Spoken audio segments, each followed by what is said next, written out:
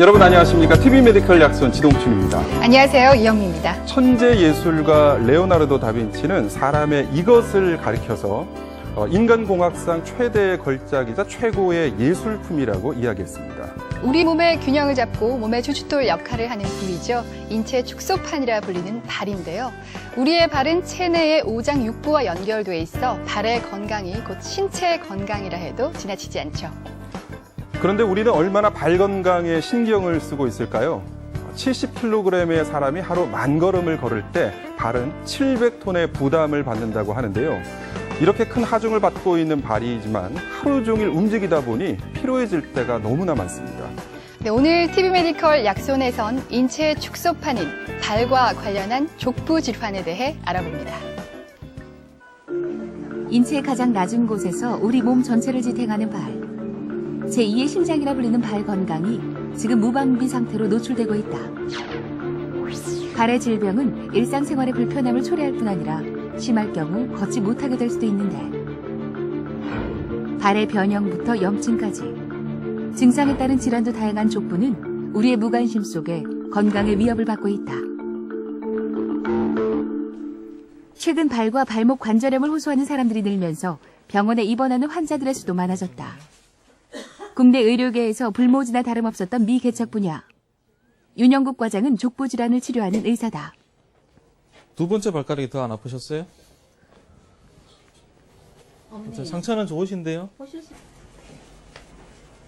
엄지발가락이 무지의 너무 심해가지고 두 번째 발가락 밑으로 들어갈 정도로, 그러니까 두 번째 발가락이 엄지발가락 위에 올라타는 정도로 그렇게 되게 심하셨던 분이고, 그래서 무지의 반증만 교정을 하면은 엄지발가락은 이제 일자로 예쁘게 돌아올 수가 있는데 두 번째 발가락도 이렇게 들려있는 상태가 되기 때문에 두 번째 발가락도 같이 교정을 했는 환자분이 됩니다. 네. 발에서부터 발목까지를 이루는 족부 치료를 위해 그는 척추부터 무릎까지 여러 전공 분야를 섭렵했다. 족부 질환의 원인은 생각보다 다양해 발 하나만을 보고 진단하긴 쉽지 않기 때문이다. 어떤 사람은 저한테 이렇게 이야기합니다. 왜 자꾸 돌아서 가느냐, 왜 그렇게 오랜 시간이 걸리느냐, 그렇게 말씀을 하시는데 저는 나름대로 그 시간들이 굉장히 제 인생이 지금 현재에서 굉장히 도움이 된다고 생각하고 있습니다. 그래서 아까도 말씀드렸다시피 발 환자를 보는데 발만 전문 지식을 가지고 봐서도 안 되고, 척추 환자를 보는데 척추만 전문 지식을 가서도 봐서도 안 되는 것입니다. 그래서 여러 가지 접근들을 다 다양성을 다 기회를 열어놓고 과연 이 환자가 원인이 무엇인지 그거를 볼 수 있으려 그러면 모든 걸 다 공부를 하고 다양하게 접근해본 사람들이 정확한 정답을 내리지 않을까, 그렇게 생각하고 있습니다. 진료실을 찾은 환자들이 가장 먼저 하는 일은 신발을 벗고 양말을 벗는 일이다. 극심한 통증이 있기 전까진 무관심 속에 잊혀지는 발은 그동안 전문 치료기관도 없이 방치되어진 대표적 질환이다. 난 일찍부터 그랬는데 한 20살 안 되고부터 그랬지. 그러니까 이게 아파가지고 내 옆을 이렇게 문질렀거든요. 이거 옆을 있잖아요. 그래가지고 대롱 붙은 거 있잖아. 그러고 막 문질렀다니까, 아파가지고. 그리고 우리 동생들도 문질러주고 많이 문질러줬어. 참다가 전에는 수술하는 게 없었잖아요. 박명순 씨가 앓았던 무지외반증은 엄지발가락 관절이 돌출되면서 다른 발가락으로 휘어지는 질환. 이 무지외반증은 30대 이후의 여성에게 흔하게 나타나는데 대체 무지외반증은 왜 생기는 걸까? 무지외반증의 가장 큰 원인은 일단 선천성으로 유전적인 영향이 일단 큽니다. 그래서 부모님 중에, 환자분이 만약에 무지외반증이 있으면 부모님 중에 한 분이 무지외반증이 있을 확률이 한 63% 정도 되거든요. 근데 선천성으로 무지외반증이 있다고 해도 크게 증상을 일으키지 않으면 그게 문제가 되지 않기 때문에 그 증상을 일으키는 경우는 대부분 후천적으로 좁은 신발을 신거나 하이힐 등을 신는 게 가장 큰 요인으로 지금 알려져 있습니다. 무지외반증은 이처럼 간단한 수술로 교정이 가능한 질환이다. 이른 아침, 각 분야의 전문 의료진들이 모여 환자에 대한 컨퍼런스가 진행 중이다.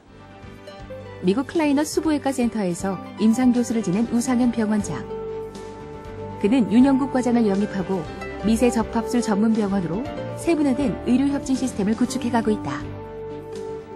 어차피 전부 모든 분야에서 세분화가 자꾸 일어나고 있는데 그 의학도 마찬가지인 것 같습니다. 과거에는 그냥 단순히 정형외과, 신경외과, 성형외과 이렇게 구분이 됐지만은 지금 이제 그 성형외과 안에서도 어떤 전문 분야, 또 정형외과 안에서도 전문 분야, 그렇게 그 분화돼 나가는 것이 환자분들께 훨씬 더 그 전문적인 진료를 해드릴 수 있는 것 같고, 그래서 그런 것들이 그냥 전문의가 아니고 세부 전문의라고 해서 그 척추면 척추, 또 손이면 손, 발이면 발, 이렇게 그 부분에 전문의를 따고 나서 다시 수련을 하는 것이 아마 환자분들한테 생길 수 있는 문제를 빠뜨리지 않고 확인해서 그 좋은 치료 결과를 얻지 않을까 그렇게 생각이 됩니다.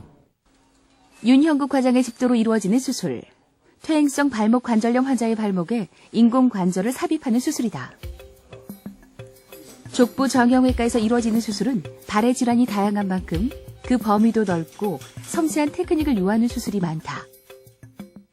족부 정형에서는 이제 뭐 굉장히 다양하기 때문에 뭐 딱 이렇게 뭐 정해진 스펙트럼은 없습니다. 굉장히 다양하다고 생각하시면 되고, 발에서부터 발목까지 이제 전 범위에서 걸쳐서 하기 때문에 지금 같은 경우는 이제 발목 관절염이 굉장히 심하신 분들이라서 인공관절 수술하는 걸 시행하고 있고, 뭐 수술의 그 테크닉에서 어떤 기술적인 면에서는 병중이 있겠지만 항상 제 몸같이 발을 이제 제 발이라고 생각하고 얼마나 이제 수술 후에 결과가 좋을 것인지 최대한 그 결과가 좋은 쪽으로 그렇게 이제 수술을 최대한 좋은 결과를 얻을 수 있도록 노력하고 있습니다. 정형외과 의사 중 발을 전문으로 보는 의사는 5% 미만. 그 중에서도 척추와 무릎까지 두루 섭렵한 발 전문의는 극소수에 불과하다. 정직한 의술로 아픈 발을 살피는 윤형국 과장. 환자의 고단함을 알기에 그의 손은 오늘도 빛난다.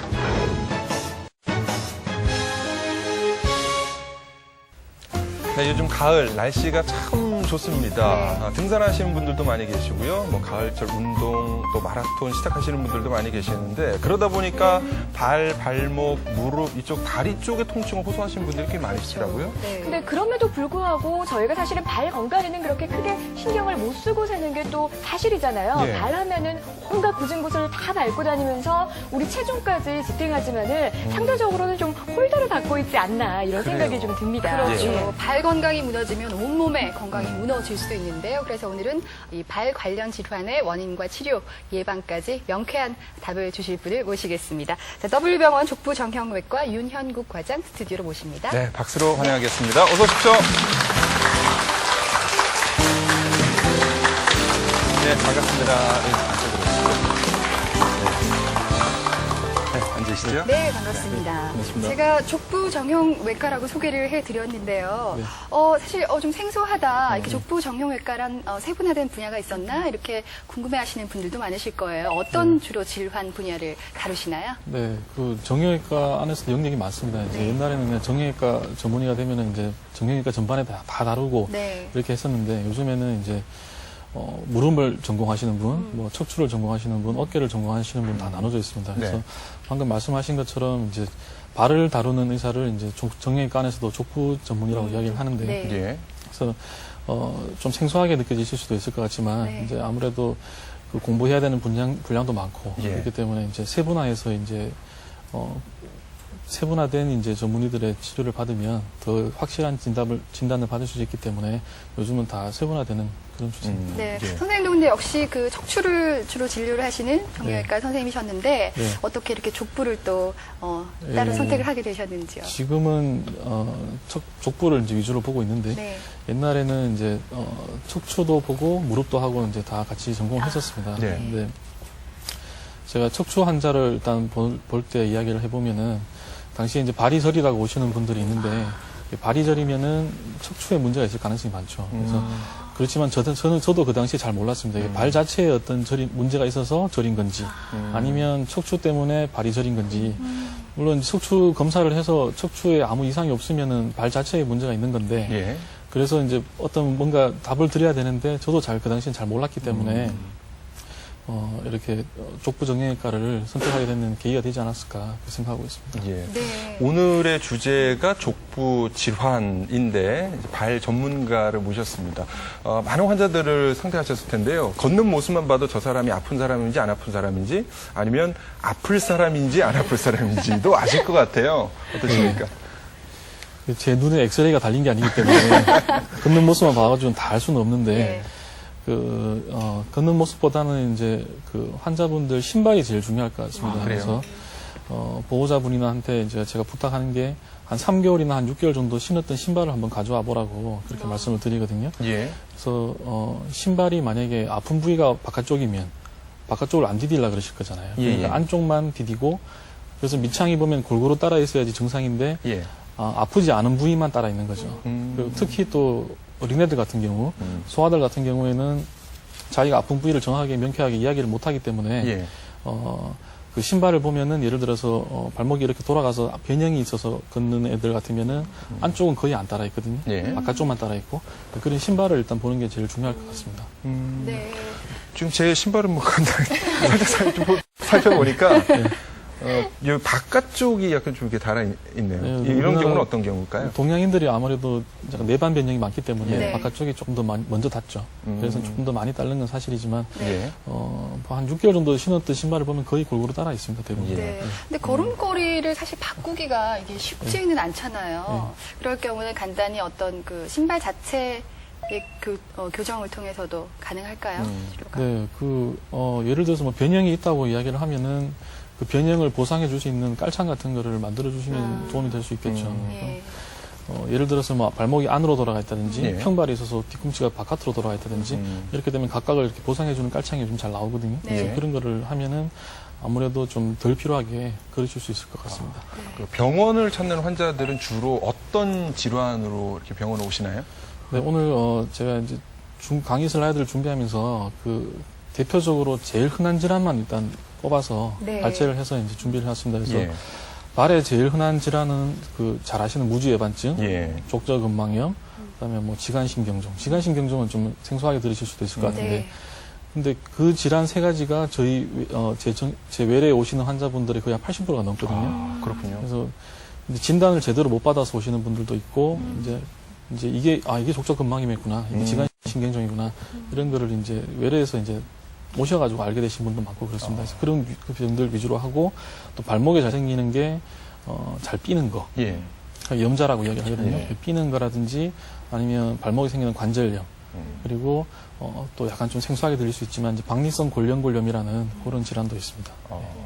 특히나 또 공감하시는 분들이 좀 많으실 것 같은데 하이힐병이라고 하죠. 무지외반증으로 고생하시는 분들이 굉장히 많습니다. 저도 오늘 하이힐을 신었는데 예. 키도 커 보이고 또 다리가 예뻐 보이기 때문에 여자라면은 이 하이힐을 포기할 수가 없거든요. 사실 그렇습니다. 그래요? 근데 병원에 많이 찾아오죠, 이것 때문에. 네, 뭐 하이힐을 직접적으로 네. 이야기하시는 분은 없는데 예. 이제 하이힐이 이제 무지외반증의 원인으로 작용하는 건 맞는 것 같습니다. 하이힐을 신었을 때 왜 무지외반증이 잘 생겼냐 하면은 이제 뒷굽이 굉장히 높은 신발을 신으니까 체중이 앞쪽으로만 쏠리거든요. 예. 그래서 이제 우리 전족부라고 이야기하는 이제 발 앞꿈치 쪽에 체중이 많이 일단 쏠리고 하이힐 자체가 이렇게 앞코가 좁은 신발들이 굉장히 많습니다. 그래서 원래 신발을 신을 때는 발 모양에 맞춰서 신발을 맞춰 신어야 되는 거지만 예. 하이힐을 신으면 그 신발 모양에 맞춰서 발 모양이 그렇죠. 변형이 되는 거니까요. 예. 그래서 이제 무지반증도 생기는 거고. 근데 뭐 젊으신 분들이 왜 젊은 여자분들의 자존심이 하이힐이잖아요. 그렇습니다. 예. 그래서 저는 이제 높은 데서 조금 내려오시는 게 좋지 않을까 말씀을 드리긴 하지만 꼭 신어야 되는 경우라 그러면 신고 앞쪽으로 이제 체중이 많이 쏠려 있으니까 예. 이제 자주 이렇게 마사지를 많이 해주시고 스트레칭을 해주는 게 중요할 것 같습니다. 그러니까요. 그 얼굴도 아름다우시고 몸매도 아름다우신데 같이 식사하러 가서 보면 발이 너무